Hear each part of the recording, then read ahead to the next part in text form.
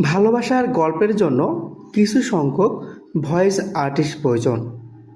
গল্প বলার আগ্রহ থাকলে যোগাযোগ করুন, নতুনরাও করতে পারবেন। যোগাযোগ হোয়াটসঅ্যাপ নাম্বার 01924669679। জীবনে প্রথমবার বাবা মায়ের মুখোমুখি দাঁড়িয়ে তাদের করা অন্যায়ের প্রতিবাদ করায় আজ আমি বাড়ি ছাড়া হলাম। অবশ্য বাড়ি ছাড়া বললে ভুল হবে, আমি নিজের ইচ্ছেতেই বাড়ি ছেড়ে আলাদা থাকি, কারণ তাদের এমন অন্যায় মেনে নেওয়া আমার পক্ষে সম্ভব না। আমি সবসময় মনে করি বাবা মাকে সম্মান করে চলা সব সন্তানের উচিত, কখনো তাদের মুখের উপর কথা বলাই উচিত না। তারা যা ভালো মনে করেন সেটাই মেনে নেওয়া উচিত, কিন্তু তারপরেও আমি সেটা করতে পারিনি, কারণ তারা এমন একটা ভুল করেছেন যে আমি মানতেই পারিনি। তাদের বিপরীতে কথা বলবো সেটা কখনোই ভাবিনি। আমি আমার বাবা মাকে সবার সামনে বলেছিলাম তারা ভুল ছিল, তাদের এমন করাটা অন্যায় ছিল, আর তাই প্রতিবাদেই তাদের আর আমার সম্পর্কের মধ্যে দেয়াল তৈরি হলো। আমি লন্ডনে পড়াশোনা করেছি, বাবা বড় ব্যবসায়ী, তাই টাকা পয়সা নিয়ে কখনোই ভাবতে হয়নি আমাদের। লন্ডনে যখন ছিলাম নিজের দেশকে খুব মিস করতাম। দেশে এসে আমি বাবার সাহায্য নিয়ে নিজে ছোট একটা কোম্পানি স্টার্ট করি। কিছু সময় লাগে ব্যবসাটা দাঁড় করাতে। এরপর শুরু হয় বাবা মায়ের চাপ, বিয়ে করার জন্য, আমার জন্য নাকি পাত্রী দেখছে, আমার নাকি বিয়ের বয়স চলে যাচ্ছে। অবশেষে অনেকটা সময় পর গিয়ে রাজি হই। বাবা মা হাজারটা মেয়ের ছবি আর ডিটেলস আমাকে দেয়। আমি বলেছিলাম আমার দেখার প্রয়োজন নেই, তাদের পছন্দ হলেই হলো, কিন্তু তারা বললেন আমার বিয়ে, তাই আমি পছন্দ করব, তারপর তারা সেটা দেখবেন। উপায় না পেয়ে আমি কয়েকটা ছবি এবং সাথে তাদের ডিটেলস দেখি। একটা মেয়েকে খুব ভালো লাগে, দেখতে খুব সাধারণ, আর অতটা বড় ঘরেরও নয়। জানি না কেন এই সাধারণ মেয়েটাকে আমার কাছে অসাধারণ মনে হলো। বাবা মাকে দেখলে তারা বলেন আর কোনোটা নয়। আমি বলি বিয়ে তো একটাই করব, তাই একটাই পছন্দ করলাম, দেখো তোমাদের পছন্দ না হলে বাদ দিয়ে দিতে পারো। বাবা মায়ের চেহারা দেখে বুঝতে পারি হয়তো মেয়েটাকে তাদের পছন্দ হয়নি। 2 দিন পর তারা মেয়েটাকে দেখতে গেলেন। আমার অফিসে কাজ থাকায় আমি যেতে পারিনি, তাই তারাই চলে যায়। ফিরে এসে আমাকে জানান যে তাদের মেয়ে পছন্দ হয়েছে। তাদের মুখ দেখে বোঝাই যাচ্ছিল এতটা পছন্দ আসলে হয়নি, কিন্তু হঠাৎ মত পাল্টানোর কারণ আমি বুঝিনি। মা বলেছিলেন যে মেয়েটা বড় কোনো বাড়ির নয়, কিন্তু দেখতে খুব মিষ্টি, তাদের খুব পছন্দ হয়েছে।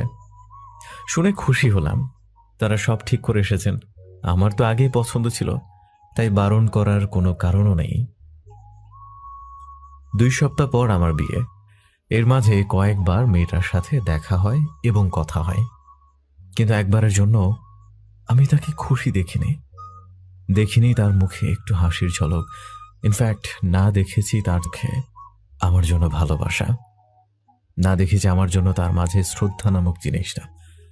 আমি ভেবেছিলাম হয়তো আমার মনের ভুল। দেখতে দেখতে অবশেষে বিয়ের দিন চলে আসে। বিয়ের দিন যখন কনের বাড়িতে যাই, আমাকে একটা রুমে বসতে দেয়া হয়।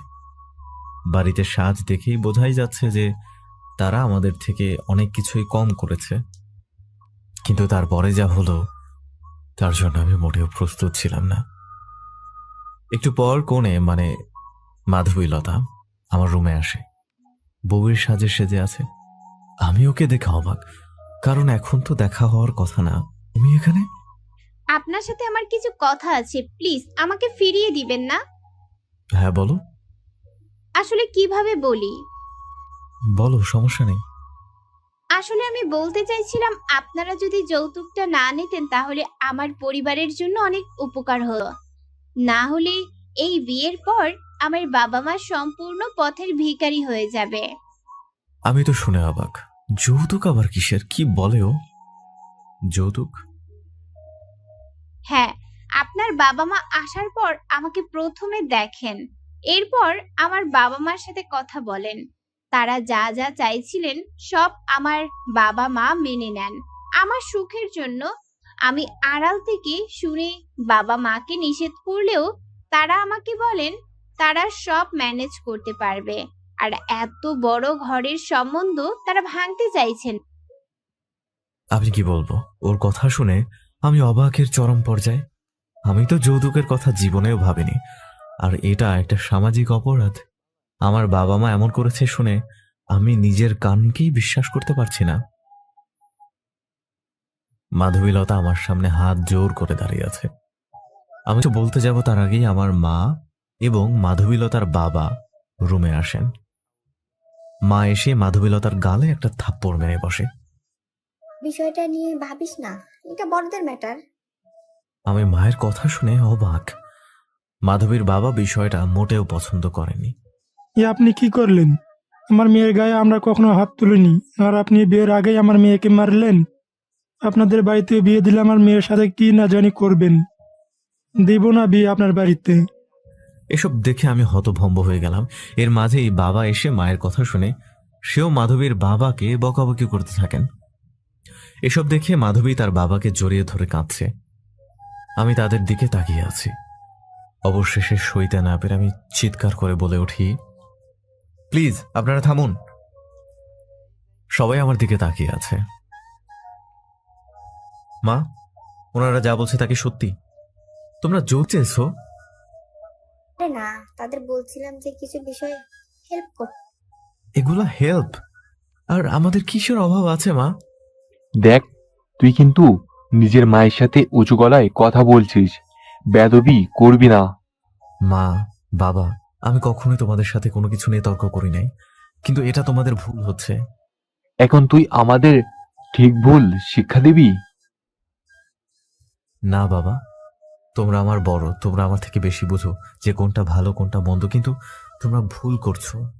যৌতুক নেওয়াটা আমি কিছুতেই মানতে পারবো না। মিস্টার মাধব বাবার কাছে গিয়ে তার হাত ধরে ক্ষমা চায়। সে কিছুই বলেনি। আরো বলি যে তার কথা রাখবো, আমরা এখনই চলে যাব। প্লিজ আপনি আমাকে ক্ষমা করবেন। আমি কখনো ভাবিনি আমার বাবা মা এমনটা করবেন। আপনি প্লিজ আপনার দিকটা দেখবেন। আমি সবাইকে বুঝিয়ে নিয়ে যাচ্ছি। তুই আমাদের সম্মান এভাবে নষ্ট করবি? না মা, আমি তোমাদের কোনো সম্মান নষ্ট করিনি, বরং তোমরা নিজেরাই করেছো। এরপর তাদের নিয়ে বাসায় চলে আসি। মা বাসায় এসে আমাকে একটা চর মারেন আর বলেন, তোর মতো সন্তান আমি জন্ম না দিলেই ভালো হতো। এভাবে কেউ সবার সামনে বাবা মায়ের সম্মান নষ্ট করে, তাদের জন্য আমাদের সাথে এমন ব্যবহার করলি। নিজের বাবা মার থেকে অন্যের দাম বেশি হয়ে গেল। আমি আর কিছুই বলিনি। এরপর থেকে তারা আমার সাথে আর কথা বলেন না। আমিও তাদের রাগ আর ভাঙতে চাই না। আজকে বাবা মা এসেছেন। আমি ভাবলাম হয়তো তারা তাদের ভুল বুঝতে পারছেন, কিন্তু না। বাবা এসে বললেন যে তারা আমাকে মাফ করবেন যদি আমি ক্ষমা চাই, আর তারা যেভাবে চান সেভাবে বিয়ে করি। কিন্তু আমি তো ভুল করিনি, আর তাদের ইচ্ছা মানে কি সেটাও জানি, কিন্তু আমি কখনোই এমন অন্যায় মানতে পারবো না। বাবা এটাও বলেন যদি আমি তাদের কথা মতো বিয়ে না করি তো তারা আমাকে সন্তান হিসেবেই মেনে নেবেন না, আমাকে ত্যায্য পুত্র করবে। আমি হাসি দিয়ে 2 দিন পর নিজের বাড়ি থেকে বের হয়ে চলে আসি। একটা ছোট্ট বাড়ি কিনে নেই। এর থেকেও বেশি সামর্থ্য ছিল, কিন্তু আমি চাইনি, কারণ আমি একা মানুষ। এরপর বাবা একদিন ফোন করে বলেছিলেন আমি যেন বাড়ি ফিরে যাই, কিন্তু আর যাওয়া হয়নি, কারণ তারা এবারও বলেছিলেন তাদের কথাই মেনে নিতে। এভাবে প্রায় 4 মাস কেটে গেছে। আজকে আমার ছোট ভাইয়ের বিয়ে, কিন্তু বাবা মা আমাকে বলেন নাই। ছোট ভাই বাবা মার বিপরীতে কিছু বলেনি। আমাকে ফোন দিয়ে বলেছিল যেন আমি আসি বিয়েতে, কিন্তু ওকে বলেছিলাম যে তোর উপহারটা আমার কাছ থেকে একদিন এসে নিয়ে যাস। ওর সাথে আমার সম্পর্ক বরাবরই ভালো। বাড়িতে কারোর সাথে কথা না হলেও ওর সাথে ঠিকই কথা হয়। এরপরও বুঝতে পারে, তাই বলে বিয়ের পর ঠিকই বউ নিয়ে আসবে। ভাইটা আমার থেকে 3 বছরের ছোট, কিন্তু বাবা মা হয়তো রাগের মাথায় বিয়ে দিয়ে দিয়েছে। ও বাবার সাথে ব্যবসা দেখাশোনা করে। আমি জানি ও একদিন খুব ভালো ব্যবসায়ী হবে, অনেক পরিশ্রম করতে পারে। এদিকে আমি নিজের কাজে নিজের দিকেই মন দিলাম। আজকে অফিসে কাজের চাপ কম, আবার আজকে কয়েকজন নতুন লোক জয়েন করেছেন। জয়েনের সময় ছিলাম না, সব ম্যানেজার দেখেছে। আমি আমার চেম্বার থেকে বাইরে তাকিয়ে আছি আর দেখছি তাদের, কিন্তু একটা চেহারা আমার চোখে আটকে গেছে। আমার পলক, দৃষ্টি সবকিছু আটকে যায়। সেই চেনা চেহারা। প্রথমে নিজের বিশ্বাসই হয়নি। হ্যাঁ, এটা মাধবী ছিল, কিন্তু ও এখানে। আমি কিছুই বুঝতে পারিনি। সে এসে সবার সাথে হাই হ্যালো করছিল। আমি আমার অফিসে দাঁড়িয়ে আছি চুপচাপ। কি বলবো জানি না। নিজের চোখ দুটোকে বিশ্বাসই করতে পারছি না, কারণ ও আমার কোম্পানিতে আসবে সেটা কিভাবে সম্ভব। আমি মনে করেছিলাম হয়তো কোথাও ভুল হচ্ছে, তাই কিছুক্ষণ পর আমি ফোন দিয়ে একজন স্টাফকে বলি নতুন রিক্রুটদের লিস্টটা নিয়ে আসতে। একটু পর সবগুলো নিয়ে এলে আমি দেখাশোনা শুরু করি। অনেকগুলো দেখার পর একটা আমার চোখ আটকে যায়। হ্যাঁ, মাধবীলতার ছবি। এরপর আমি সব ডিটেলস দেখলাম, সব মিলে গেছে। নিজের মাঝেই প্রশ্ন ঘুরছে, ওকে জানেই না এইটা আমার কোম্পানি, নাকি জেনেও। একটু পর বের হলাম। আমাকে দেখেই প্রথমে মাধবী দাঁড়িয়ে গেল। মনে হলো ভূত দেখেছে যেন। সাথে সাথে বাকি স্টাফরা দাঁড়িয়ে যায়। মাধবীলতা সবার দিকে তাকাচ্ছে। ও যেন বুঝতে পারছে না কি হচ্ছে। আমি বারবার চাইছিলাম ওর দিকে না তাকাতে, কিন্তু চোখ দুটো বারবার ওর দিকেই চলে যাচ্ছিল। মাধবী আমার দিকে এক লোকে তাকিয়ে আছে। আমি এখানে এসেছিলাম নতুনদের সাথে পরিচিত হতে, কিন্তু ওর জন্য কিছুই বলতে পারছিলাম না। সবাই আমার দিকে তাকিয়ে আছে। আমি কিছু বলবো। কিছুক্ষণ পর নিজেকে সামলে নিলাম এবং নিজের মনকে বলছি, আগে সবাইকে সবকিছু বলি, তারপর ভাববো কি হচ্ছে এখানে। তাই আমি বলা শুরু করি, আপনারা যারা এখানে নতুন জয়েন করেছেন তারাই অফিসটাকে সবার মতোই আপন করে নেবেন এবং নিজের সর্বোচ্চ দিয়ে আরো উপরে নিয়ে যাবেন। সবার সাথে ভালো ব্যবহার করবেন, এটাই সবার কাছে আমার অনুরোধ থাকলো। এরপর সবাই ছোট্ট করে হাততালি দিল। নতুন সবাই এসে আমার সাথে কিছুক্ষণ কথা বলে যে যার মতো নিজেদের ডেস্কে চলে গেল। কিন্তু মাধবীলতা আসেনি।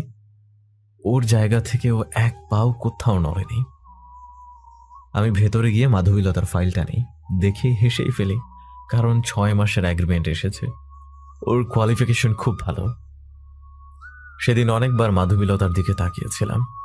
ওর ডেস্কটা এমন এক জায়গায় ছিল যা আমার রুম থেকে খুব ভালোভাবে দেখা যায়। আজকে আর কাজে মন বসাতে পারলাম না। পুরনো সবকিছু কেমন যেন নতুন লাগছে, সবকিছু মনে পড়ছে। তাই আমি বাসায় চলে যাই। যাওয়ার সময় মাধবীলতা আমার দিকে এক পলকে তাকিয়েছিল। বাড়িতে এসে আমি ভাবছি, ও কি সত্যি জানে না নাকি জেনেই এসেছে। কিন্তু ওদের অবস্থা তো এতটাও খারাপ নয় যে ওকে কাজ করতেই হবে। আমি কোনো কারণই খুঁজে পাচ্ছিলাম না। পরের দিন অফিসে যেতেই ম্যানেজার আমার অফিস রুমে চলে আসে।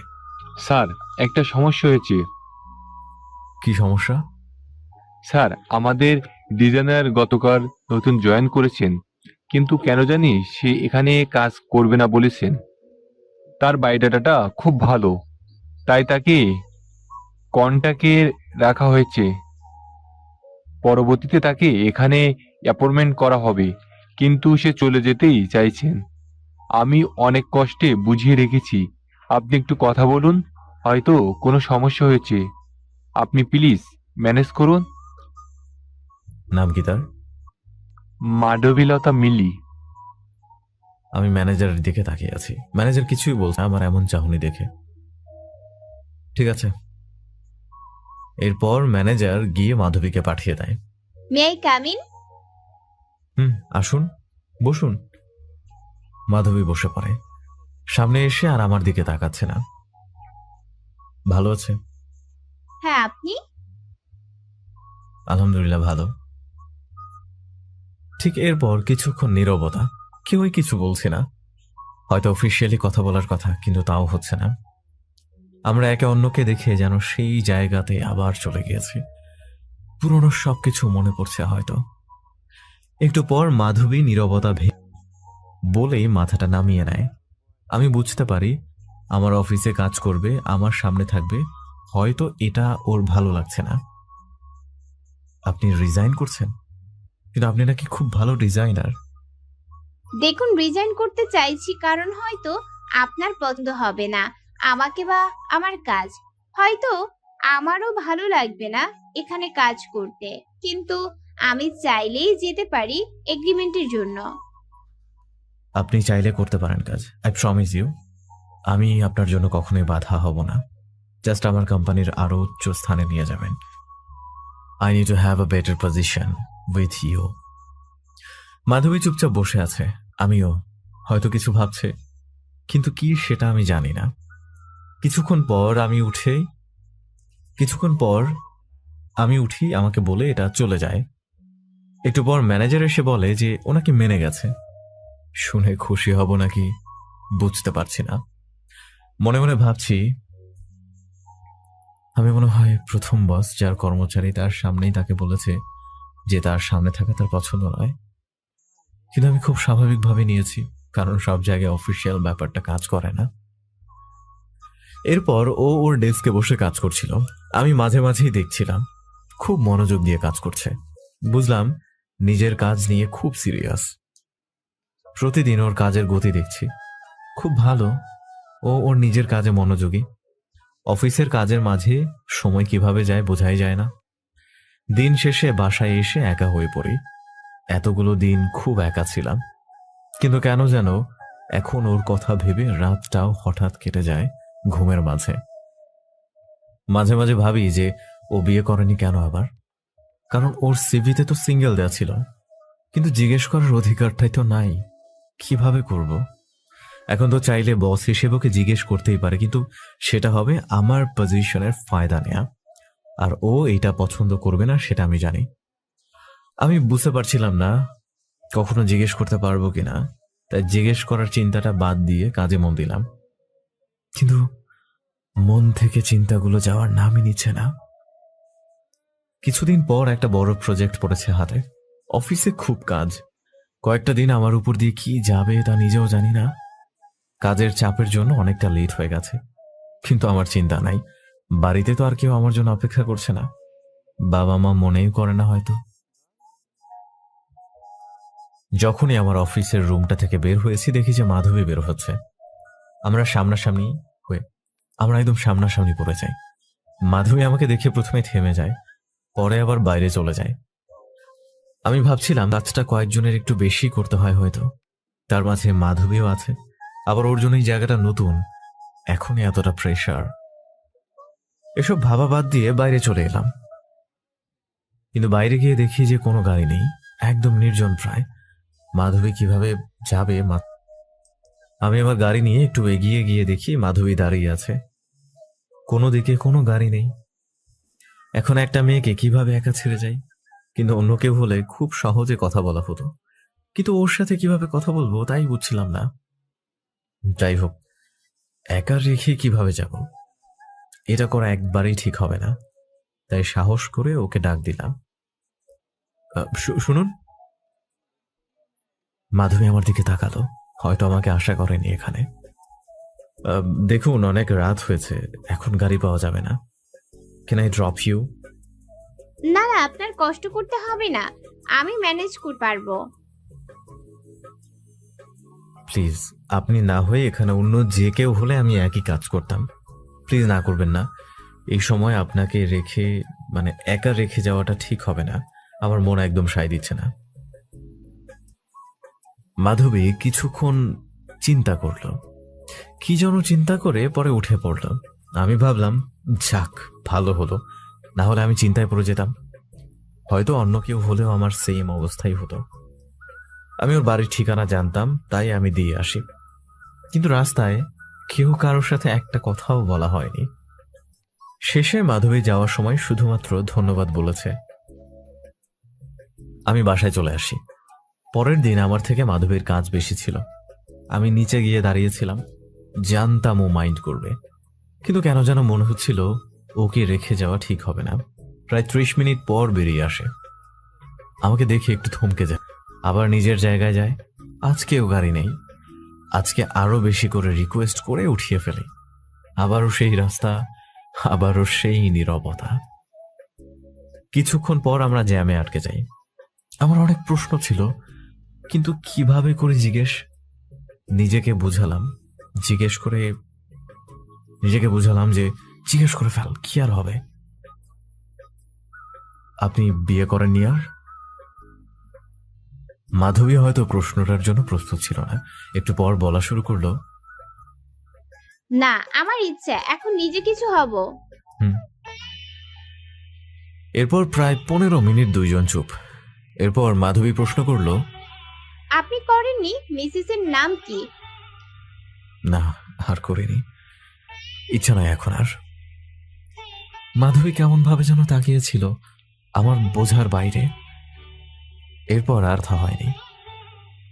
পরের দিন থেকেও নিজেই গাড়ি নিয়ে এসেছিল, তাই আর কথা বা একসাথে যাওয়া হয়নি। কিন্তু আমি কেন যেন মিস করছি একসাথে যাওয়া।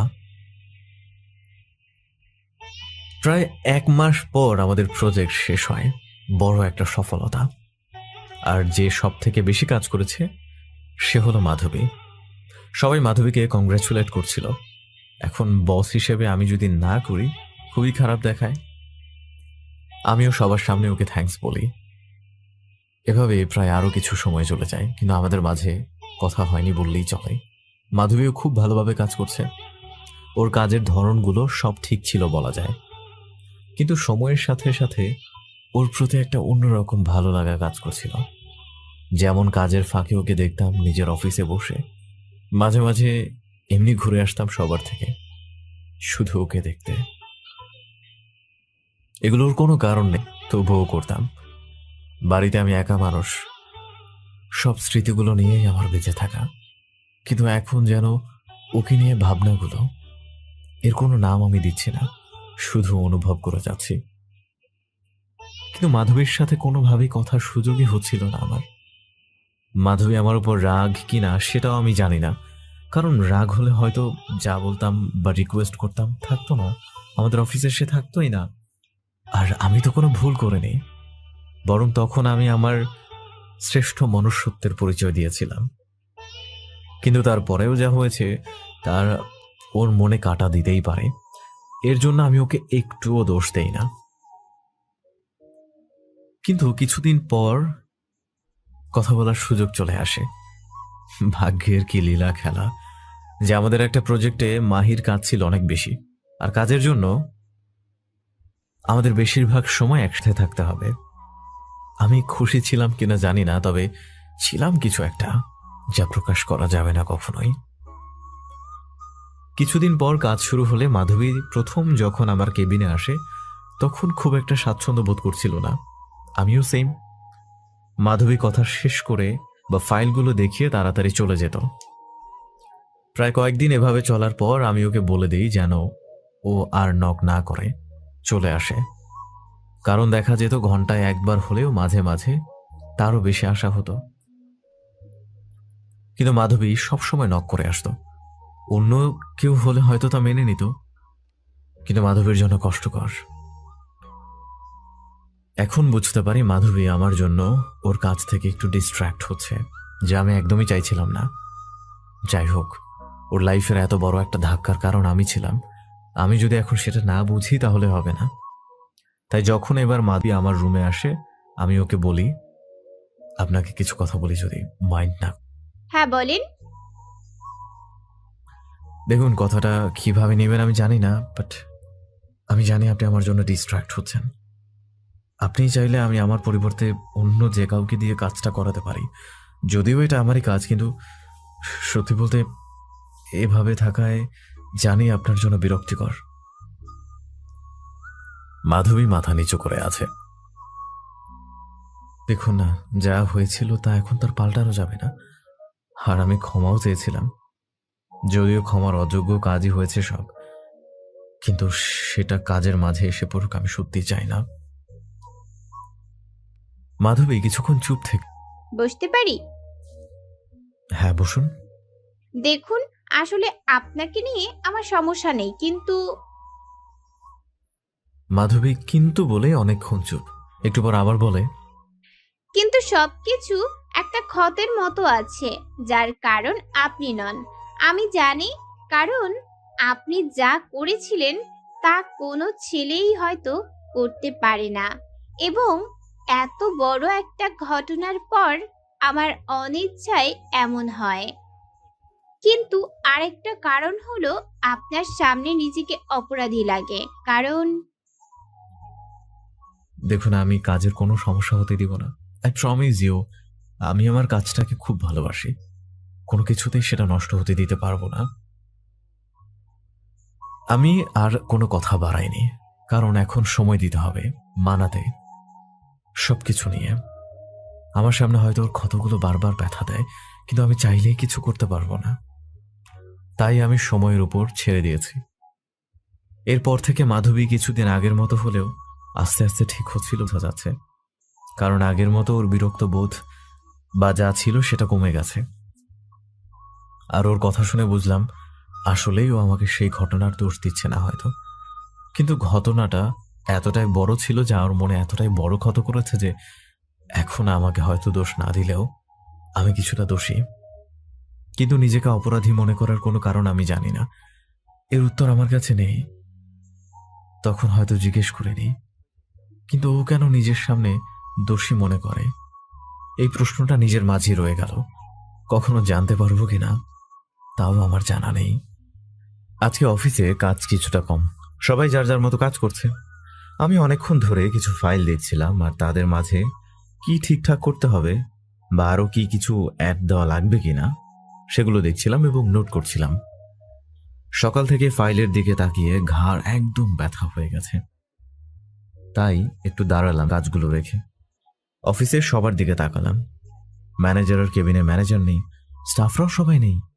ঘড়ির দিকে তাকিয়ে দেখি 1টা বাজে। বুঝলাম সবাই লাঞ্চ করতে ক্যান্টিনে গেছে। খাবারের কথা ভাবতেই মনে হলো কতদিন হয়ে গেল বাড়ি। মাঝে মাঝে আমাদের ম্যানেজার সাহেবের স্ত্রী আমার জন্য রান্না করে খাবার পাঠান, কিন্তু অনেকদিন হলো সে নাকি অসুস্থ, তাই আর কপালে অনেকদিন ধরেই বাড়ির খাবার জোটেনি। আমার 3 বেলার খাবার অফিসের ক্যান্টিনেই হয়, কিন্তু এখন খাওয়ার মুড একদমই নেই। ভাবলাম একটু ঘুরে আসি এবং হালকা কিছু খেয়ে নিই, নাহলে পরবর্তীতে বেশ ক্লান্ত লাগবে। তাই ক্যান্টিনের দিকে গেলাম। গিয়ে দেখি সবাই এখানেই। আমাকে দেখেই ছোটু দৌড়ে আসে। ছোটু আমাদের ক্যান্টিনের চালকের ছেলে, সবাই ওকে মজা করে ছোটুই বলে। সবসময় কাজ করে না, স্কুল ছুটির দিন আসে আর বাবাকে সাহায্য করে। খুবই দুষ্টু, তাই সবাই পছন্দ করে আর আদর করে। কিরে ছোটু? না, আজ স্কুল বন্ধ। আচ্ছা, তুমি কি খাবে? 1 কাপ কফি আর একটা স্যান্ডউইচ। ছোটু দৌড়ে যায় আর আমি বসবো সেটার জায়গা খুঁজছিলাম, কিন্তু একদম শেষের দিকে আছে, সামনে ফাঁকা নেই। যেই দেখছে দাঁড়িয়ে যাচ্ছে, আমি সবাইকে বসিয়েই যাচ্ছি। একটু পর একটা টেবিলের সামনে আমি দাঁড়িয়ে যাই। মাধবী লাঞ্চ বক্স পাশে রেখে ল্যাপটপে কাজ করছে। প্রথমে খেয়াল করেনি, যখন দেখে তখন তাড়াতাড়ি দাঁড়িয়ে যায়। আরে রে, দাঁড়াতে হবে না, এখানে বস হিসেবে না দেখলেও চলবে। আসলে কিছু কাজ নিয়ে একটু সমস্যায় আছি, তাই কাজের ওই দিকটায় খেয়াল ছিল। দেখুন, কাজের সময় কাজ, এখন লাঞ্চের সময়, তাই কাজটা রেখে খেয়ে নিন আগে। জি, আপনি দাঁড়িয়ে আছেন কেন? বসুন। না না, আমি অন্য কোথাও বসতে পারেন, সমস্যা নেই। আমি একাই বসি। তাই আর কি বসে পড়লাম। সচরাচর ক্যান্টিনে আসি না, নিজের খাবারটা কেবিনে নিয়ে খাই। মাঝে মধ্যে আসি। বসতেই ছোটু আমার কফি এবং স্যান্ডউইচ নিয়ে আসে। ধন্যবাদ ছোটু। এরপর ছোট দৌড়ে চলে যায়। মাধবী একবার আমার দিকে আবার কফির দিকে তাকাচ্ছে, কিছু বলছে না। আমিও ফোনে নিউজ পড়ছি আর কফির কাপে চুমুক দিচ্ছিলাম। মাধবী কিছুক্ষণ পর জিজ্ঞেস করে, এই সময় এগুলো বাড়ি থেকে খাবার আনলেই পারতেন। আমি কথাটা শুনে হেসেই ফেলি। মাধবী উত্তরের অপেক্ষায়। আসলে আমি বাড়িতে থাকি না, 5 মাস হলো, তাই খাবারগুলো এখানে খাওয়া হয় প্রতিদিন। বাড়িতে থাকেন না মানে? না, ও কিছু না। আর কিছুই বলেনি। মাধবী মনে হয় এই প্রথম নিজ থেকে আমার সাথে এতগুলো কথা বললো। হয়তো প্রতিদিন একসাথে কথা বলে এবং কাজ করে, সেই বিরক্তিবোধ আজ আর। কিছুক্ষণ পর ও ওর লাঞ্চ বক্সটা আমার দিকে এগিয়ে দিল। বলল, আপনি প্লিজ আমার লাঞ্চ বক্স থেকে নিয়ে নিন, আমি একটু পর খাবো। দেখলাম বিরিয়ানি, এমনিতেই আমার খুব পছন্দের, আবার বাসায় বানানো, খুব ইচ্ছা। কিন্তু ও বলে ওর সমস্যা হবে না শেয়ার করতে, তাই আমি আর না করিনি। ও একটা চামচ দিল। আমি এই প্রথম চামচ মুখে নিয়েই দেখি, ওয়াও, অসাধারণ।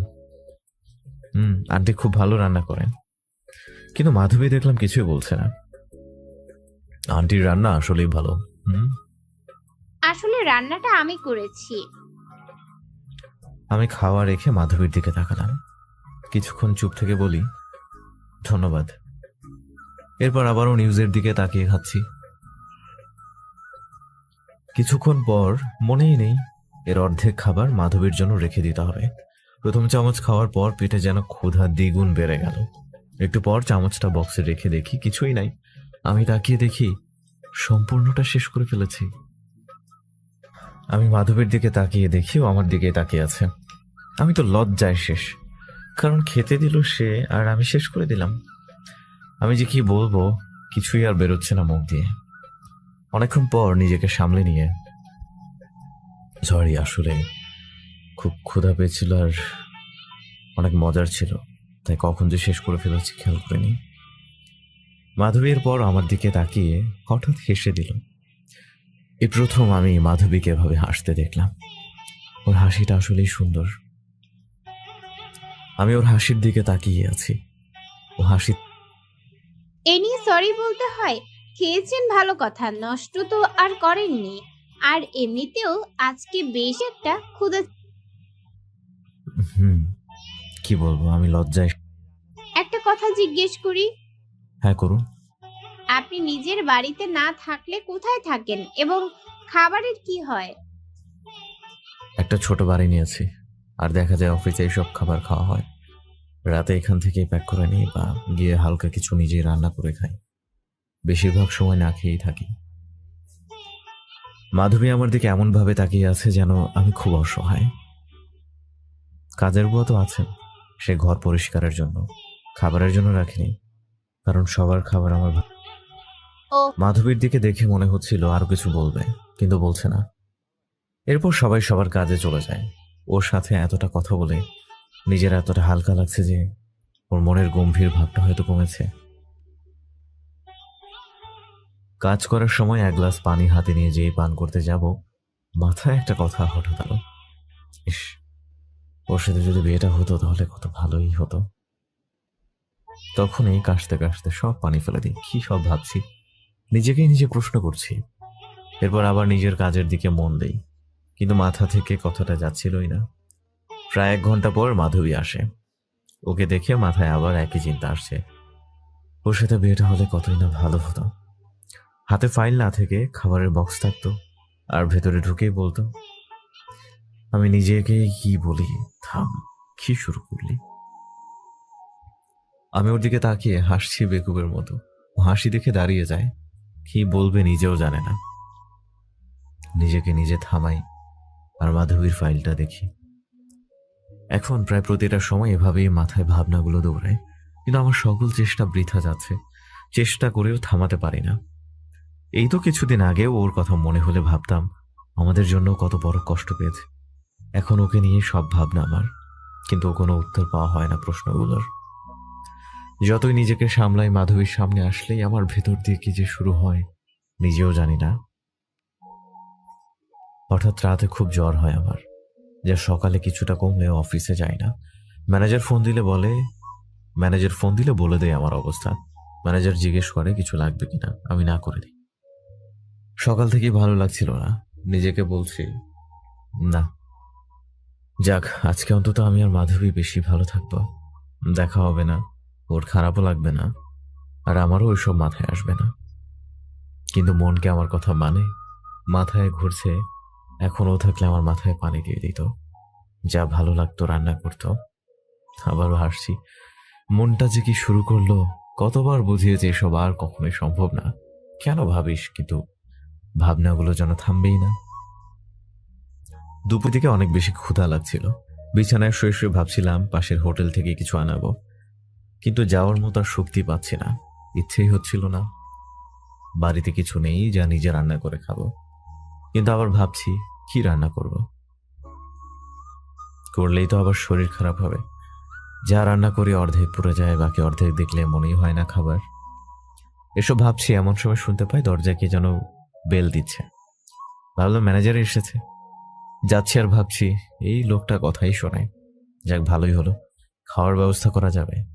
যে দরজা খুললাম আর বলতে যাব আপনাকে না করেছি, তখনই আমার চোখ আটকে যায়।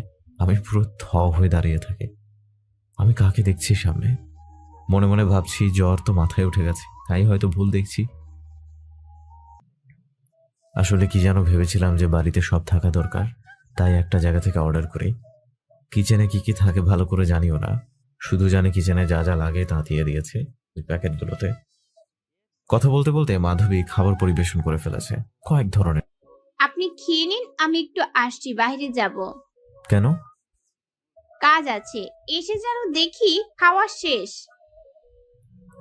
এরপর বাইরে চলে গেল মাধবী, আর আমি খাবারের দিকে তাকিয়ে খাবারগুলো আর খাবারের ঘ্রাণে বলছে খাবারগুলো খুব ভালো হবে। এরপর খাবারগুলো খাওয়া শুরু করলাম। খাবারগুলো মুখে দিয়ে মনে হচ্ছে একদম পাকা রাঁধুনি, আর খুব যত্ন নিয়ে খাবারগুলো রান্না করেছে। খুবই ভালো হয়েছে। আমার যে শরীর খারাপ সেটা মনেই নেই। খাবার খাচ্ছি, একটু বেশি খেয়ে ফেলেছি। খাবার শেষে বসলাম, দেখলাম মাধবী হাতে অনেকগুলো ব্যাগ নিয়ে এলো, তারপর কিচেনে গেল। এদিকে আমার শরীর যে খারাপ তা অনেকটাই ভালো লাগছে।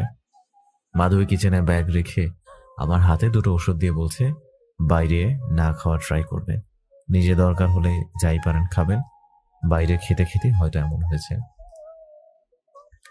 জ্বর অনেকটা কমে গেছে মনে হয়, আর খাবারগুলো খুব ভালো হয়েছে। আমি তো মনে হয় বেশি খেয়ে ফেলেছি। আপনি না, ওইগুলা আপনার জন্যই, আর বেশি করেই এনেছি, রাতে খাবেন। ওগুলো কি? মাধবী কিছু না, আপনি বসুন সোফায়, আমার ঘন্টাখানিক। আমি আর কি বলবো, বসলাম সোফায়, ভাবছি করছেটা কি ওইখানে। একটু পর খাবার ঘ্রাণ আসছে। আমি কিচেনে গিয়ে দেখি রান্না করছে, আর কিচেনের মালামালের সব কিছুই প্যাকেট থেকে বের করা। ও একদিক দিয়ে ধুয়ে সাজিয়ে দিয়েছে, আরেক দিকে রান্নাও হচ্ছে। আমি তো শুধু ভাবছি ছোট থেকে কি ওর মা ওকে এসব করে নাকি? কার কপালে যেন আছে, আমার ছিল, কিন্তু আমি তো নিজ হাতে হারিয়ে ফেললাম। সাথে সাথে নিজেকে বকাঝকাই করছি। আবার এসব ভাবনা, মনটাকে বলছি ভালো হয়ে যা। আপনি তো আমার পুরো কিচেনের নকশাই পাল্টে দিয়েছেন। পিছন ফিরে আমার দিকে তাকায় আর বলে, আপনি বিশ্রাম নেন। না না, আমার এখন অনেকটা ভালো লাগছে। আমি একটু দূরে একটা টুল নিয়ে বসলাম। কিসের রান্না এগুলা? আমি রান্নাগুলো ফ্রিজে রেখে যাব, সময় মতো খেয়ে নেবেন। ওভেনে হালকা গরম করলেই হবে। 3 দিন যাবে খাবার, এর বেশি নয়। ওই খাবারগুলোই দিচ্ছি, যা ভালো হবে। আপনি তো খুব ভালো রান্না করেন। অন্য জায়গায় দেখি মেয়েরা পড়ালেখার সময় কিচেনে পা পদ্ধি রাখে না। আরে সত্যি, আপনি অনেক ভালো রান্না করেন। যে আপনার রান্না খাবে সে খুবই খুশি হবে। মাধবী কিছু বলল না। আমার হঠাৎ মাথায় আসলো, আচ্ছা আপনি আমার বাড়ি চিনলেন কিভাবে? আসলে সকালে ফাইল নিয়ে আপনার ক্যাবিনে যাই, কিন্তু আপনি নেই। পরে যখন ম্যানেজারকে জিজ্ঞেস করলাম তখন বলল আপনার অবস্থা। আমি অনেকবার বলে ছুটি নিয়ে বাসায় যাই, আর অফিস থেকে আসার আগে আপনার ঠিকানা নিয়ে আসি। জানতাম আপনি একা, না হলে হয়তো চিন্তার কিছুই ছিল না। হুম। এরপর মাধবীর কিচেন গোছালো দেখে আমি অবাক। এটা কার কিচেন? সব পরিষ্কার করে এত সুন্দর করে রাখা। আমি কিচেনের দিকে তাকিয়ে আছি। মাধবী রান্না শেষ করে আমার কাছে আসে। আমার তাকিয়ে থাকা দেখে জিজ্ঞেস করে, কেন খারাপ লাগছে আপনি বলুন, আমি পাল্টে দিচ্ছি। এটা কার কিচেন? আরে না, মানে এত সুন্দর করে গোছানো যে কি বলবো। এতদিন এলোমেলো থেকে এখন এত গোছানো দেখে মনে হচ্ছে অন্যের বাড়িতে ঢুকে গেছে। আমি আমার মতো করে রেখেছি, আপনার পছন্দ না হলে প্লিজ তো পাল্টে নেবেন। আরে না না। এরপর মাধবীর দিকে তাকালাম। মনটা আবারও বলছে যদি বিয়েটা হতো তাহলে সবসময় এমন গোছানো পরিপাটি পেতাম, একজন প্রকৃত গৃহবধূও পেতাম। নিজেকেই নিজে বলতে হচ্ছে মন তুই চুপ থাক, শুনে ফেললে তো সমস্যা হয়ে যাবে। এরপর মাধবী আমাকে সবটা বুঝিয়ে দিয়ে চলে যায়, আর আমি বিছানায় শুয়ে পড়ি। অনেক দিন পর এভাবে পেট ভরে খেলাম। অনেক ভালো ঘুমও হবে।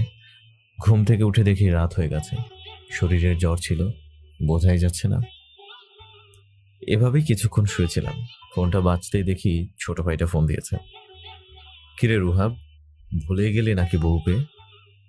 আরে না ভাইয়া, কালকে আসছি আমি আর আমার বউ। বাড়িতে বলেছি ঘুরতে যাব। ও পাগল করে দিচ্ছে তোমার সাথে দেখা করবে বলে। ও তাই তো, তাহলে তো ভালোই। আয় তাহলে। এমনিতেও শরীর আজকে খারাপ ছিল, এখন ঠিক আছে। তো কালকেও না গেলে প্রবলেম হবে না। ভাইয়া, ডাক্তারের কাছে নিয়ে যাব? আরে এখন সম্পূর্ণ ঠিক আছে। এরপর হাত মুখ ফ্রেশ হতে দেখি ওরা হাজির। আমি ওদের রুমে এনে বসালাম। রুহাবের বউয়ের নাম রিয়া, বয়স বেশি নয়। আমাকে সালাম দেয়। কেমন আছো রিয়া? ভালো। আপনার নাকি শরীর খারাপ ছিল? হ্যাঁ, এখন সম্পূর্ণ ঠিক আছে। এরপর বসে পড়ে আমিও। তোরা নাস্তা করেছিস? ভাইয়া বলো না, সকাল আর খেতে দিল তো। ট্রেনে নিয়ে এসেছে তোমার সাথে দেখা করবে বলে। আমি হাসছি, কারণ মা বাবার রাগের মাথায় 2টা বাচ্চাকে বিয়ে করে দিল। রুহাব খুব আদরে বড় হয়েছে, তাই ছোটদের মতো এখনো। আর রিয়া তো এমনিই ছোট। আমি তো আপনার সাথে দেখা করার কথা বলছি, আর এই ভিডিওটা নিয়ে আসে না। ভাইয়া কিভাবে আনবো বলো? মা জানলে আমাকে আস্ত রাখবে না। আমি এদের কাণ্ড দেখে হাসছি। যাক, ওরা ভালো আছে, এটাই বড় কথা। রিয়া, তোমার কোনো দরকার হলে আমাকে ফোন দিও, আমি সাহায্য করব। আমি রুহাবের সাথে কথা বলছি আর রিয়া ঘুরে ঘুরে ঘর দেখছে। কিচেনে গিয়ে আবার দৌড়ে আসে। ভাইয়া, আপনার বাড়িতে কাজের বউ আছে? হ্যাঁ, শুধু ধোয়ার আর পরিষ্কারের জন্য। কিচেন কি তাহলে আপনি সাজিয়েছেন? খুব সুন্দর লাগছে। আমি হাসছি। না। এরপর ওদের বসিয়ে মাধবীর খাবারগুলো সুন্দর করে গরম করে দেয়। ওরা খাবার দেখে জিজ্ঞেস করে, ভাইয়া তুই কি রান্না করেছিস নাকি? হুম, খেয়ে দেখ। ওরা খেয়ে তো আমার দিকে তাকিয়ে আছে। ভাইয়া কিছু কি লুকাচ্ছিস?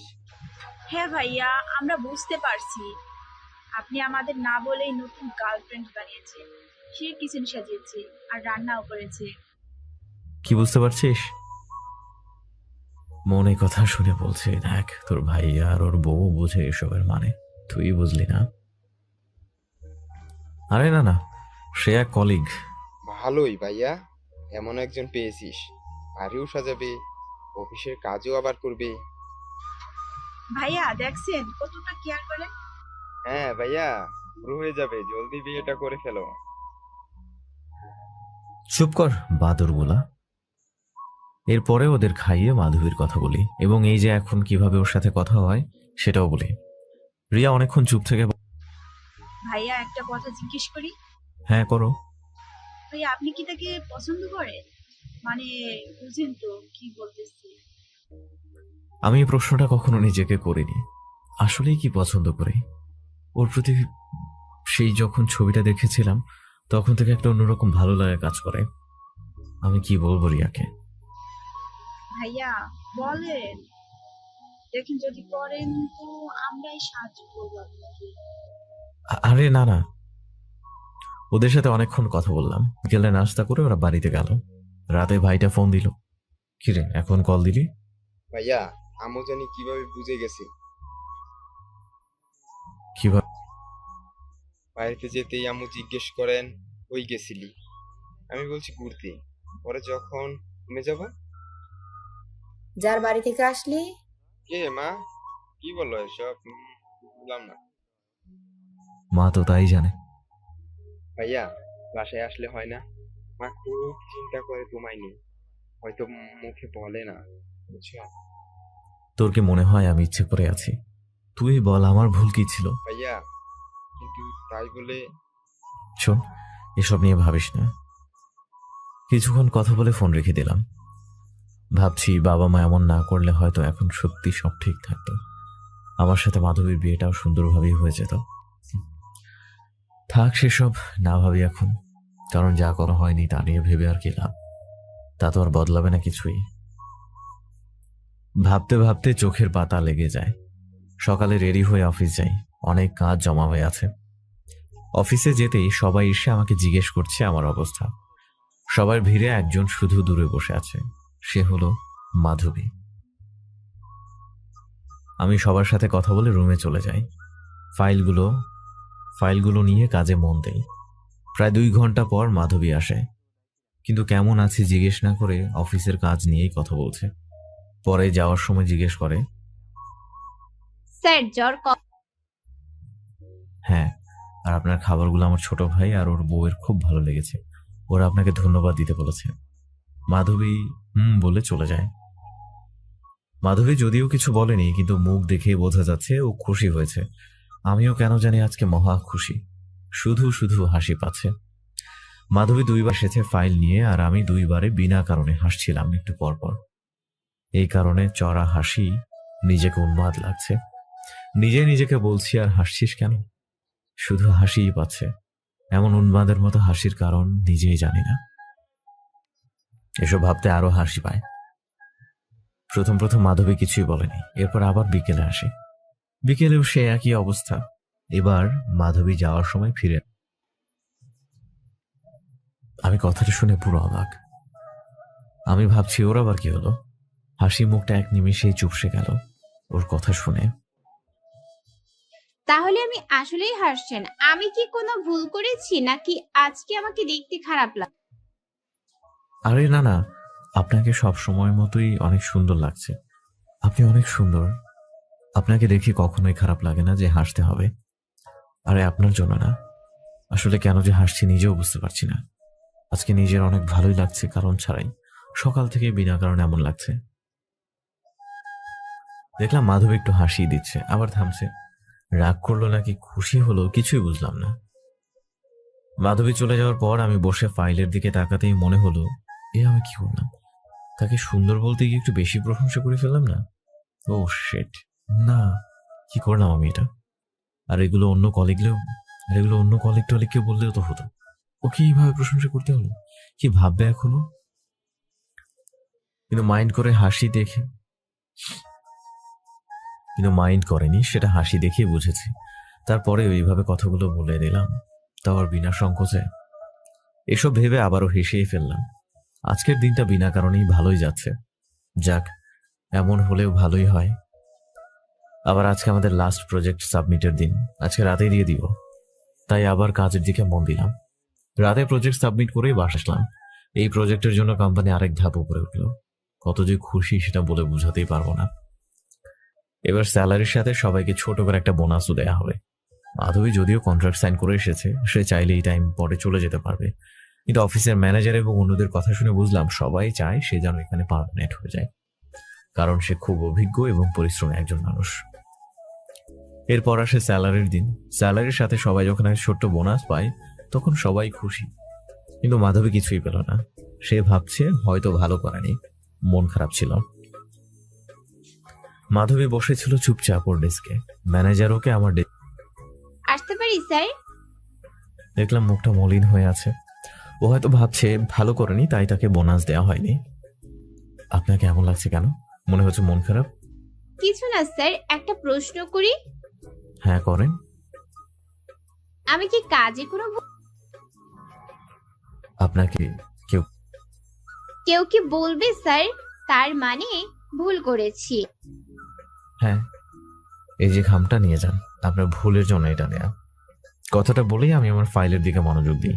কিছুক্ষণ পরে দেখি ফাইলটার দিকে কেমন ভাবে যেন তাকিয়ে আছে। আমার চোখে চোখ পড়তে ও বাইরে চলে যায়। বাইরে গিয়ে খামটা খুলেই দৌড়ে চলে আসে। ওর মুখে খুশির ছাপ। আপনি না বললেন যে আমি ভুল করেছি? আমি তো ভেবেছিলাম কন্ট্রাক্ট ভেঙে আমাকে তাড়িয়ে দিন। আপনি যা ভাবছেন এমন কিছুই না। আপনার কাজের উপর খুশি হয়ে সবাই আপনাকে পার্মানেন্ট করার সাজেশন দিয়েছে, তাই কন্ট্রাক্ট বাদ দিয়ে এখন থেকে আপনি কোম্পানির একজন পার্মানেন্ট সদস্য। এখন যেভাবে ন্যায় ও সততার সাথে কাজ করেন আশা করি সবসময় এভাবেই করবেন। মাধবী খুব খুশি হয়ে লেটারটার দিকে তাকিয়ে আছে। মাধবী পেছন ফিরে চলে যাবে, আমি তখন ওকে ডাকি, শুনুন। মাধবী ফিরে তাকালো। আজকে তো সবার হাফ ডে, আপনি বাসায় চলে না মানে ওই দিনের সাহায্যের জন্য কৃতজ্ঞতা জানানো হয়নি, তাই আজ আমার সাথে কফি খেতে গেলে ঋণের বোঝাটা কিছুটা হলেও হালকা হতো। মাধবী হয়তো এর আশাই করেনি। ও কি বলবে? কিন্তু ট্রিট আমি দিব। ধন্যবাদ আমি দিব, বাট ট্রিট আপনি দিবেন। আচ্ছা ঠিক আছে। এরপর অফিস শেষে আমি মাধবীকে নিয়ে বেশ ভালো একটা জায়গায় গেলাম। সেখানে গিয়ে আমি এক কাপ কফি নিলাম। মাধবী অন্য কিছু নিল কফির সাথে। আমাকেও বলেছিল নিতে, কিন্তু আমি নেইনি। আপনি কি 3 বেলায় কফি খান? না মানে ওই দিনও দেখলাম আজকেও এমনি অভ্যাস। অন্য কিছু নিয়ে। না, ক্ষুধা নেই। ওকে আজকে দেখে বোঝাই যাচ্ছে না আমার সাথে ওর এমন একটা অতীত ছিল। হয়তো খুশির জন্যই ভুলে গেছে, বা ওইসব সত্যি মন থেকে ভুলে গেছে। এর কিছুক্ষণ চুপচাপ পর আমি নিজেকেই বলছি, নিয়ে তো এলি, এখন এমন নিরামিষের মতো চুপ করে বসে আছিস কেন? বোরিং একটা তুই। নিজেই নিজেকে বলছি। মাধবী কিছুক্ষণ পর কেন যেন একটু আচ্ছা একটা প্রশ্ন করি, কিছুদিন হলো জিজ্ঞেস করব, কিন্তু আপনার ব্যক্তিগত তাই করিনি। করুন। যদি না বলতে হয় আমি নিজে থেকে বলে দিব, বলা যাবে না। আপনি বাড়ি কেন ছাড়লেন? মানে ওই ঝামেলা হওয়ার কিছুদিন পরেই গিয়েছিলেন, আমাকে এমন একটা সময় বলেছিলেন। আমি একটু মুচকি হাসলাম। দেখুন যদি না বলার হয়। আরে না, বলা যাবে। আসলে বাবা মা জোর করছিলেন, তাদের কথা মতো চলতাম। তা না হলে তারা ভুলেই যাবেন আমি তাদের সন্তান। তাই আমি নিজেই বাড়ি ছেড়ে দেই। মাধবী দেখলাম অপরাধীর মতো মাথা নিচু করে বসে আছে। আরে আপনি এমন করছেন কেন? এখানে আপনার কোনো ভুল নেই। আরে আপনি এমন করছেন কেন? এখানে আপনার কোনো ভুল নেই। না সত্যি বলতে আমারই ভুল। কিভাবে আমার ভুল নয়? আমার জন্য আপনাদের ঝগড়ার পরেই তো না মোটেও না, যা হয়েছে ভালোই হয়েছে। কিন্তু এখানে আপনার কোনো দোষ নেই, বরং আমাদের জন্য আপনাদের সম্মানের, আপনার জীবনে একটা দাগ পড়ে। মাধবী এ নিয়ে কিছুই বলেনি। সত্যি বলতে আমি কখনো আপনাকে দোষী করিনি, আমার ভাগ্যকে মেনে নিয়েছি। যাক, শুনে ভালো লাগলো। কিছুক্ষণ পর আমার একটা কথা মনে হলো। মাধবী কিছুদিন আগে একটা কারণ বলেছিল যার জন্য সে আমার কাছে অপরাধী মনে আমি একটা প্রশ্ন করি, আপনি বলেছিলেন আপনি অপরাধী মনে করেন নিজেকে, আমার কাছে কিন্তু কেন? আপনি তো কোনো ভুল করেননি। মাধবী আমার দিকে তাকিয়ে আছে, চোখে জল আসবে ভাব। আসলে এটার উত্তর আমি অলরেডি দিয়ে দিয়েছি। সেদিন যখন আপনারা চলে যান তখন আমি বুঝতে পারি যে একজন ভালো মানুষের সাথে এগুলো হলো। বাবা আমাকে বলেছিলেন সে ভুল করে ফেলেছেন, কারণ আপনি এমন বাবা জানলে তার সব দিয়ে হলেও নাকি বিয়েটা দিতেন, কারণ এমন ভালো মানুষ নাকি কখনো হারাতে নেই। আমি নাকি একজন খুবই ভালো মানুষ হারিয়েছি। কথাগুলো শুনে আমার খুব লজ্জা লাগছিল কেন জানো? তাই নিজেকে দোষী মনে হয় আপনার সামনে যে আমার কারণেই আপনার বিয়েটা ভাঙলো। আপনি এর থেকে অনেক ভালো প্রাপ্য। এরপর দুইজনই অনেকক্ষণ চুপ করেছিলাম, কারণ কথাগুলোর ভাব এতটাই গভীরের ছিল যা হয়তো তাদের সাথে হয়েছে তারা ছাড়া কি বুঝবে না। আমি কিছুক্ষণ পর বলি, বাদ দিন এসব, যা হওয়ার হয়েছে। এখন এসব নিয়ে ভেবে লাভ নেই। হুম। এরপর খাবার শেষে চলে আসি বাসায়। আজকের দিনটা একটু অন্যরকম গেল। কিছু কথা না বলা হলেও আজকে বলা হয়ে গেল। বাড়িতে আসতেই ভাইটার কল। কিরে রুহাব, কি অবস্থা? ভাইয়া তুমি আইসা করো প্লিজ, মা বাবা খুব কষ্টে আছেন জানো। আমিও আসতে চাই, কিন্তু এখন এখানেই থাকবো। আর বাবা মা আমাকে ফিরে নিতে চান না, তারা যেভাবে চান সেভাবে আমি পারবো না আসতে। এরপর ফোন রেখে দিলাম। বাড়িতে ঢুকে কিছুক্ষণ বিশ্রাম নিয়ে টিভির সামনে বসলাম। এরপর রাতে কিছু খেয়ে ঘুমিয়ে যাই। সকালে অফিসে গিয়ে বসে আছি, এমন সময় একটা অপরিচিত নাম্বার থেকে কল আসে। আসসালামু আলাইকুম। বিপরীত দিক থেকে ওয়ালাইকুম আসসালাম বলে। আমি শুনেই দাঁড়িয়ে যাই। সে আমাকে কল দিল, কিন্তু মনে হচ্ছে না আমাকে চিনেছেন, কারণ স্যার বলছেন। তার মানে মাধবী কিছুই বলেনি। আরে আমাকে স্যার বলবেন না, আমি আপনার থেকে ছোট। আসলে গতকাল মাধবীর থেকে আপনার কথা শুনে আমি ও তার মা বলেছিলাম যে আপনাকে নিয়ে আসতে, আজকে বাড়িতে লাঞ্চ করতে। কিন্তু কিন্তু মাধবী না করেছে যে আপনি আসবেন না। কিন্তু আমরা চাই প্লিজ আসুন আমাদের বাড়িতে, আমাদের কথাটা রাখুন। আমি এখন পড়েছি মহা মুশকিলে, কি বলি, না করব নাকি? জানি আপনি ব্যস্ত মানুষ, তারপরও চেষ্টা করে। বারবার বলছিল তাই আমি আর না করিনি। ফোন রাখার পর আমার অবস্থা একেবারে ঘেমে একাকার। কি করি? হ্যাঁ তো বলেছি, বাট করিটা কি? আমি ম্যানেজারকে বলি যে মাধবীকে ডাকিয়ে দিতে, আজকে দুপুরে মাধবীর ছুটি দিয়ে দিতে। কিছুক্ষণ পরে মাধবী রুমে আসলো। মানে আপনি বাড়িতে বলেননি আমি অফিসের আপনার সিনিয়র বস? মাধবী আমার দিকে বড় বড় চোখ করে তাকিয়ে আছে। না মানে আপনার বাবা ফোন করেছিলেন, দুপুরে যেতে বলছেন। আমি তো না করিনি, এতবার বলার পর কিভাবে বলবো? আসলে বাড়িতে বলার সাহস পাইনি, কিন্তু যাবেন, আপনার খারাপ লাগবে না? খারাপ লাগবে না, আবার কেন যেন ভয় করছে। মাধবী কি বলবে আমি যাব শুনে, সেই তো থ। এরপর দুপুরে আমি আমার গাড়ি দিয়ে আর মাধবী ওর গাড়ি দিয়ে মাধবীর বাড়ি যাই।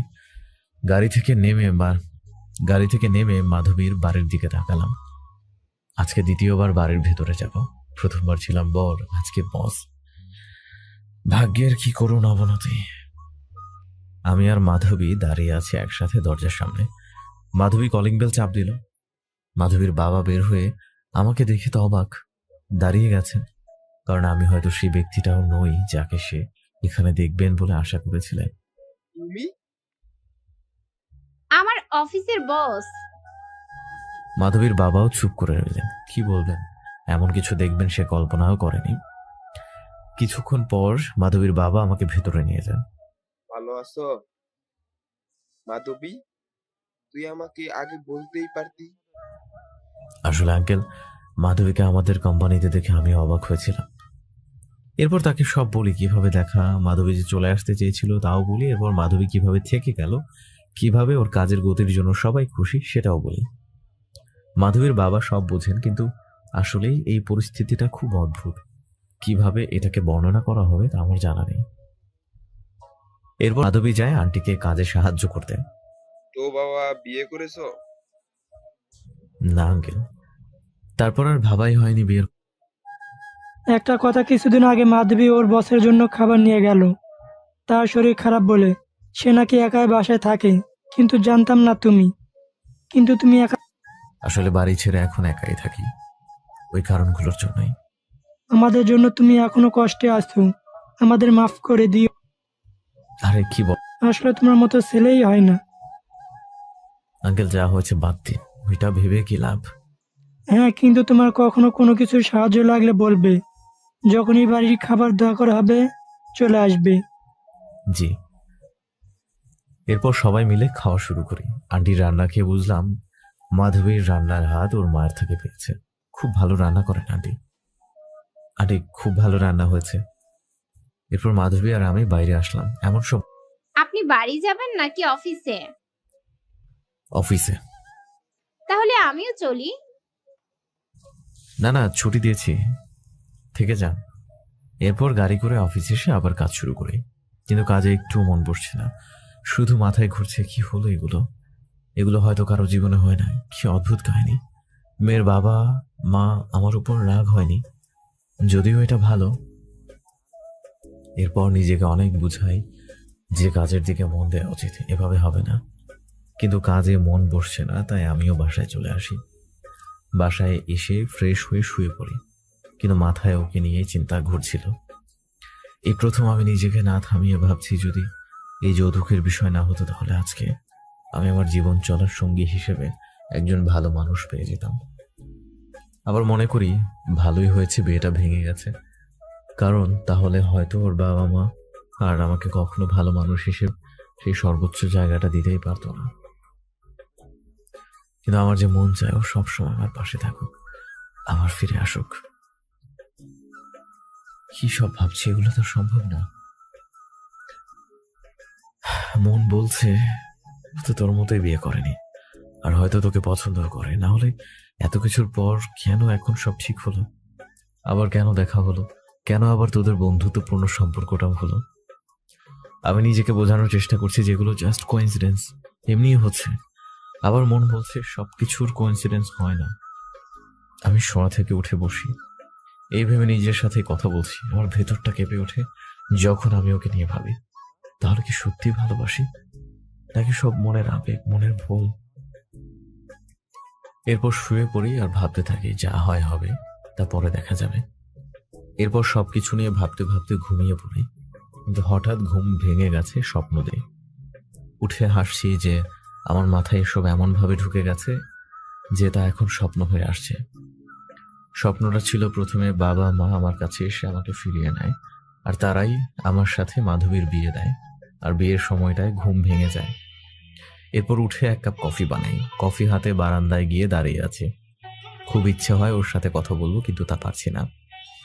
এভাবেই আরো 3টি দিন অতিবাহিত হয়। আনমনে অফিসে বসেছিলাম, বিকেলে হঠাৎ ছোট ভাইটার কল আসে। ভাইয়া, আব্বু আম্মু কথা। হুম। কেমন আছিস? ভা- বাড়ি ফিরবি কবে? আর ফিরবো না, নতুন বাড়ি নিয়েছি, খুব ভালো লাগে আমার। হ্যাঁ, তা তো লাগবেই। ভালো তো আমাদেরও লাগে না। আমরা কি ভুল করছি তোর ভালো চেয়েছিলাম তুই একটু ভালো থাক। মা, অন্যের ভালো থাকাকে নিয়ে আমি কখনো ভালো থাকতে পারবো না, আর না পারবো সুখী হতে। এরপর ফোনটা রেখে দিলাম। আম্মুর কণ্ঠ শুনে খুব বেশি তাদের কথা আরো মনে পড়ছে। আমি টেবিলে হাত রেখে হাতের উপর মুখ লুকিয়ে রাখি, চোখ দিয়ে বন্যার বাঁধ ভেঙেছে। আমি খেয়ালই নেই যে আমি অফিসে। মাধবীলতা আসে, আমাকে স্যার বলে ডাকে। আমি তাকিয়ে দেখি ও দাঁড়িয়ে আছে। হ্যাঁ, বসুন। সরি স্যার, আপনি শুনেছিলেন না, তাই আমি ভেতরে আসি। কি হয়েছে আপনার? না, কিছু না, এমনি। মনে হয় কিছু হয়েছে, খুব মরা লাগছে। আসলে মা কল দিয়েছিলেন, বলছেন বাড়ি ফিরে যেতে, খুব মনে পড়ছিল তাদের। ও, এরপর মাহি চলে যাচ্ছে, গিয়ে আবার ফিরে আসে। আপনি কি ফিরিয়েছেন? আমার 1 ঘন্টা কাজ শেষ, তখন আমি বাসায় চলে যাব, কিন্তু আপনি চাইলে আপনাকে নিয়ে একটু বাহির থেকে ঘুরে আসতে পারি। যাবেন কোথাও? আমার মনে হয় ভালো লাগবে আপনার। হ্যাঁ, ঠিক আছে। দেখলাম মাধবীলতা তাকিয়ে আছে, হয়তো একবার বলাতেই রাজি হয়ে গেলাম তাই। কিছুক্ষণ পর অফিস শেষে আবার একটা ক্যাফেতে বসলাম। তো বিয়ে করছেন না কেন? আমি আমার বলতে যে তোমাকে পাচ্ছি না তাই। কিন্তু মুখে বলি বিয়েটা করছি না কারণ ইচ্ছেটাই নেই এখন আর। কিন্তু আপনি করেননি কেন? আমার কথা আর কি বলবো, বাবা মা তো বলে, কিন্তু আগে কিছু হই ঠিক মতো, আগে নিজের কামাই করা টাকা ভালোভাবে খরচ করি, নিজের স্বাদ আহ্লাদ সব পূরণ করি, এরপর।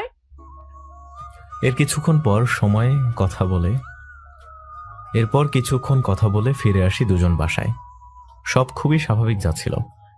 1 মাস যে কিভাবে পার হয়ে যায় নিজেও জানি না। এর মাঝে আম্মুর সাথেই কথা হয়, ফোন দিয়ে কথা হয়, এরপর শেষ। আমারও ইচ্ছে করে ফিরে যেতে, কিন্তু তারা এখনো বলেন না যে আমি যেভাবে চাই সেভাবে আমার বিয়ে বা সবকিছু হবে। যতদিন এই কথাটা বলবেন আমি যাব না। আর অন্যদিকে আমি মাধবীর প্রতি আরো বেশি দুর্বল হয়ে যাচ্ছি। অফিস, বাসা সবখানে ওর কথা ভাবছি।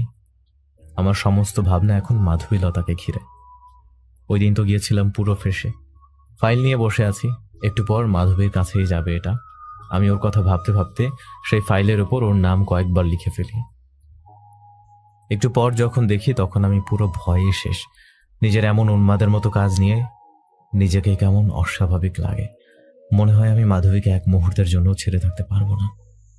ফাইলে লেখা মাধবীলতা, নামগুলো আমি কেটে দিই, কিন্তু তাও বোঝা যায়। এরপর তেমন ভাবে ছিঁড়ে ফেলে দেই। মাধবী আসলে বলি যে প্রিন্টিং এর সমস্যা আছে, আরেকবার কম্পিউটার থেকে প্রিন্ট করে দিতে বললাম। সে নর্মালি কথাটা নিয়ে চলে গেল। আমি ভাবছি যে বেঁচে গেলাম, না হলে কি হতো। মাঝে মাঝে এখন মাধবীর সাথে কফি খেতে যাই, খুব ভালো বন্ধু হয়ে গেছি আমরা, কিন্তু এখন আপনি করেই সম্বোধন করি একে অপরকে।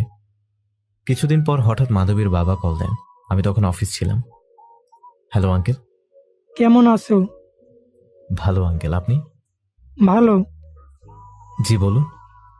আসলে কথাগুলো সামনাসামনি বলতে হবে। তুমি দুপুরে আসতে পারবে? আর বিষয়টি মাধবীকে বলো না, তুমি একাই আসবে। ঠিক আছে। এরপর ফোন রেখে দেব ভাবছি যে এমন কি বলবেন যে একা যেতে বললে কিছু হয়েছে হয়তো। আচ্ছা, গেলেই বোঝা যাবে। দুপুর পর্যন্ত কাজ করে চলে যায় মাধবীর বাসায়। বাড়িতে যেতেই মাধবীর বাবা আমাকে নিয়ে বসান। এরপর দেখলাম আন্টি আর আঙ্কেল কি যে বলতে চাইছেন কিন্তু বলতে পারছেন না। আঙ্কেল, আপনি যেন কি বলবেন? আসলে কিভাবে বলি আমি বুঝতেছি না। আঙ্কেল বলুন, একদমই সমস্যা নেই, একটুও ভাববেন না। আসলে আমি মাধবীর বিয়ে নিয়ে ভাবছিলাম। কথাটা শুনে আমার বুকটা কেঁপে উঠল। হয়তো ছেলে ঠিক করে রেখেছে। আঙ্কেল, সে তো ভালো কথা, কিন্তু সমস্যা কোথায়? মাধবী রাজি নয় নাকি? আসলে তা না, ছেলেকেও বলিনি, আমার মেয়েকেও। তাহলে? আঙ্কেল একবার আন্টির দিকে তাকালাম। আন্টি হ্যাঁ সূচক বললেন মাথা দিয়ে। আসলে আমরা তোমাদের বিয়ে নিয়ে ভাবছিলাম, কিন্তু তোমাকে বা মাধবীকে বলার সাহসটুকু পাচ্ছিলাম না। ভাবলাম তোমার মতামত আগে জানি। আমার ভেতরটা বারবার বলছিল যে হ্যাঁ বলে দাও, কিন্তু এখানে হ্যাঁ বললেই তো হলো না। অনেক কথা আছে যা আগে জানতে হবে। তাহলে মাধবীকে আমাকে আবার সেভাবে দেখতে পারবে বা তার জীবন সঙ্গী হিসেবে মেনে নিতে পারবে, সেটা আমাকে জানতে হবে। না না আঙ্কেল, কিন্তু এই বিষয়ে ভাবার জন্য আমার সময় চাই। ঠিক আছে। এরপর আমি বাড়ি চলে আসি। বাড়ি এসে ভাবতে থাকি কি করা উচিত, কিন্তু কিছুই বুঝছে না। 2 দিন ভাবার পরও মাথায় কিছুই আসতেছে না। রাতে বসে বসে ভাবছিলাম, তখন মা ফোন দেয়। আমি হ্যালো বলতেই মা কান্নাই করে দেন, বলেন যে বাবা তুই যেভাবে চাইছিস সেভাবেই হবে, আমরা তোকে থামাবো না, তুই আমাদের মাফ করে দে। পাশ থেকে বাবা বলছে, ওকে বলো এই বয়সে কখন চলে যায় ঠিক নেই, এমন যেন না করে যে পরে বুড়ো বাবাকে শাস্তি দিতে গিয়ে চিরদিনের জন্য হারিয়ে না ফেলে। তার পছন্দের মেয়েকে আমরা বিয়ে করাবো, সে যেন তাড়াতাড়ি বাড়ি ফিরে আসে। মা আর বলল না। এবার আমিও কান্নাই করে দেবো, কিন্তু আমি কিছুদিন পরেই আসবো। বলবো মা কিছুদিন পর। মা বাবা রাজি মানে এটা শুভ লক্ষণ, এবার হ্যাঁ করাই যায়। আমি আঙ্কেলকে ফোন দিয়ে বলি যে হ্যাঁ আমি রাজি। আলহামদুলিল্লাহ, এখন তাহলে মাধবীর সাথে কথা বলি। না আঙ্কেল, আমি কথা বলবো, আমি নিজেই দেখতে না আঙ্কেল আমি কথা বলবো, আমি নিজেই দেখতে চাই ও রাজি কিনা। এবার আনন্দ কোথায় রাখি? আমি তো খুশিতে আটখানা হয়ে যাওয়ার অবস্থা, কারণ এত ভালো আমার শেষ কবে লেগেছিল আমি তা নিজেও জানি না। আমি নিজের মনকে বলছি যে তুই জিতে গেলি। সেদিন রাতে মাধবীলতার কথা ভাবতে ভাবতেই রাত পার করে দিলাম, ঘুমিয়ে আসলো না। পরের দিন খুব ভয় নিয়ে অফিসে যাচ্ছি। আজই বলবো মাধবীলতাকে, কিন্তু কিভাবে তা ঠিক করতে পারছি না। আবার ভয় যদিও নিষেধ করে দেয়। অনেকক্ষণ ভেবে শেষে আমি মাধবীলতাকে ডাক দেই। মাধবী অফিসে আসতে আমি ওকে বসতে বলি, কিন্তু ওকে দেখে আমার সব গুলিয়ে যাচ্ছে। স্যার কিছু বলবেন? ও না, কাজটা শেষ, দরকার হলে ডাকবো। মাধবী কি বলবে চলে গেল। আমি ভাবছি এ কি করলাম, আমি মাধবী কি ভাববে, কিন্তু কি করব কিছুই মাথায় আসছিল না। এরপর আবার ঠিক করে 1 ঘন্টা পর আবার ডাক দেই। মাধবী রুমে আসতেই আমি ওকে বসতে বলি, কিন্তু আবার চুপচাপ বসে আছি। আমার মন আমাকে বারবার বলছে বলে দে বলে দে। অনেকটা সময় ধরে মনের মধ্যে কথাগুলো রেখে দিয়েছিস। মাধবী আমার দিকে তাকিয়ে আছে, আমি ওর দিকে তাকাই, আবার নিচের দিকে তাকিয়ে থাকি। কি হয়েছে, কোনো সমস্যায় আছেন? আমি মনে মনে ভাবছি, বলতে পারছি না, এটাই তো সমস্যা। ভালো আছেন? হ্যাঁ, কিন্তু এটা বলার জন্য না মানে আপনার কি শরীর খারাপ? না। আচ্ছা আচ্ছা, আপনি কাজ করুন, দরকার হলে ডাক দিব। মাধবী উঠে চলে যাচ্ছে, আমি ওকে পেছন থেকে ডাক দিই। শুনুন, আজকে আমাকে একটু সময় দিবেন, কথা ছিল। হ্যাঁ। এরপর চলে যায় সে হালকা হাসি দিয়ে। বলতেই পারেন, এটার জন্য এমন করার কি আছে? আর আমি ভাবছি বলে তো দিলাম, কিন্তু গিয়ে কি বলতে পারবো নাকি, আবার এই কি অবস্থা হবে। আমি ভাবতে ভাবতে কখন সময় হয়ে গেছে খেয়ালই নেই। মাধবী এসে ডাকলো আর বলল নিচে দাঁড়িয়ে আছে। আমিও নিচে গিয়ে গাড়ি বের হই। আজকে একটা পার্কে গেলাম, প্রায় ফাঁকা, দুজন বসে আছি। নদীর দিকে মুখ করে। নদী মানে নদীর পাড়ে পার্ক আছে। মাধবী, আপনি যেন কি বলবেন। দুজনেই চুপচাপ করে বসে আছি। আমি ওর দিকে তাকিয়ে আছি। এ কথার জন্য আজকে একটা পার্কে গেলাম, পার্কটা প্রায় ফাঁকা, দুজন বসে আছি নদীর দিকে মুখ করে। মাধবী, আপনি জানি কি বলবেন? হ্যাঁ। এরপর চুপ করে আছি, মাধবীকেও দেখছি আমি চুপচাপ বসে আছে, সব নীরব। আমি ওর দিকে তাকিয়ে আছি। আমার দিকে তাকিয়ে কি হলো, কি ভাবছেন বলেন? আচ্ছা, আমি ছেলেটা কেমন? মানে যদি কাউকে বিয়ে করি সে কি খুশি হবে? এ কথার জন্য বলে হেসে দিল। আমিও বেকুবের মতো হাসছি। আমার মতে আপনি খুব সহজে একটা মানুষ যাকে যে কেউ পড়াতে পারে কোনো সমস্যা ছাড়াই। আপনাকে যে পাবে সে অনেক লাকি হবে। আর এখন এই প্রশ্ন, কাউকে পছন্দ হয়েছে নাকি? ইয়ে মানে বিয়ে নিয়ে ভাবা হচ্ছে।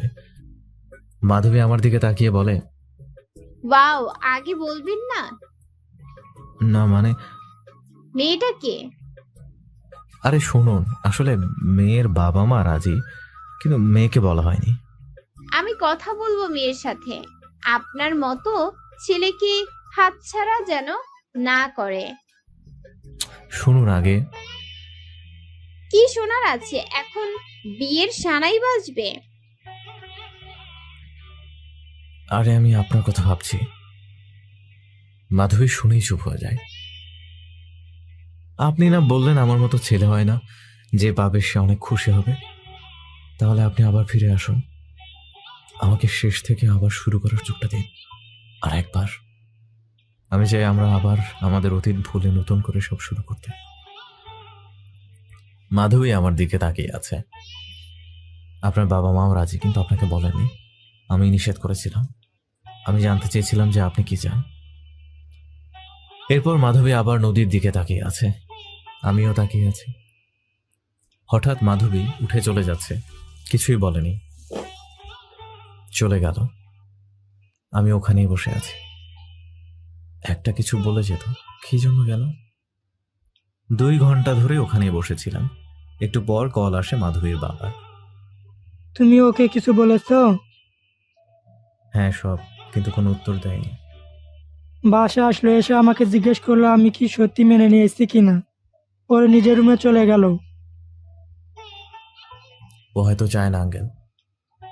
আমরা মানাবো, তুমি ভেবো না। না আঙ্কেল, যদিও না চায় তো আমি জোর করব না। ঠিক আছে। এরপর আমি বাসায় চলে যাই, কিন্তু কিছুই ভালো লাগছে না। কিছু একটা বলে যেত। পরের দিন অফিসে আসলো না মাধবী। আমি ভাবলাম হয়তো আর আসবে না। আমি মাধবীর বাবাকে কল দেই। আঙ্কেল, মাধবী কই? ও তো ওর রুমে সকালে যেতে বললাম অফিসে, কিন্তু বললো ও ভালো লাগছে না, ও যাবে না। আঙ্কেলকে বললাম কোনো সমস্যা নেই। এরপর বসে আছে, কিন্তু কোনো কাজেই মন বসছে না আর। কিন্তু দুপুরের সময় মাধবীর নাম্বার থেকে কল আসলো। এটা দেখে আমি অবাক। হ্যালো মাধবী, আপনি আমাকে আবার কেন ফিরে পেতে চান? মানে আমি তো আপনার অনেক বড় সমস্যার কারণ ছিলাম। বলা যায় আপনার সুন্দর একটা জীবন নষ্ট করে দিয়েছি। দেখুন, আসলে যখন আমাদের বিয়ে হওয়ার কথা ছিল তখন আমি আপনার সম্পর্কে কোনো কিছুই জানতাম না। বাবা মায়ের ইচ্ছে বিয়ে করছিলাম, কিন্তু আপনাকে কেন যেন ভালো লাগতো। যখন আর বিয়েটা হলো না তখন কেন যেন সবসময় নিজের মধ্যে মনে হতো কিছু একটা হারিয়েছি। সবসময় একটা শূন্যতা অনুভব করতাম। এরপর আপনার সাথে পরিচয় হলো, কথা শুরু হলো। তখন দেখলাম যেমনটা আমি চেয়েছিলাম যে আমার জীবন সঙ্গী কেমন হবে, আপনি ঠিক তেমন। আপনার সাথে সময় কাটাতে কাটাতে একটা সময় বুঝতে পারি আমি যে শূন্যতা অনুভব করতাম সেটাই আপনি। যখন আপনি বলেন আমার উপর আপনার কোনো রাগ নেই, তখন আমার উপর থেকে একটা বড় বোঝা সরে যায়। একটা সময় বুঝতে পারি আমি আপনাকে অনেক ভালোবাসি। হ্যাঁ ভালোবাসি, এই জন্যই আবার আমি আপনাকে ফিরে পেতে চাই। আমাদের শেষ হয়ে যাওয়া সেই গল্পটা আবার নতুন করে শুরু করতে চাই। মাধবী এতক্ষণ চুপচাপ আমার কথা শুনছিল। ধন্যবাদ সবকিছু সত্য করে বলার জন্য।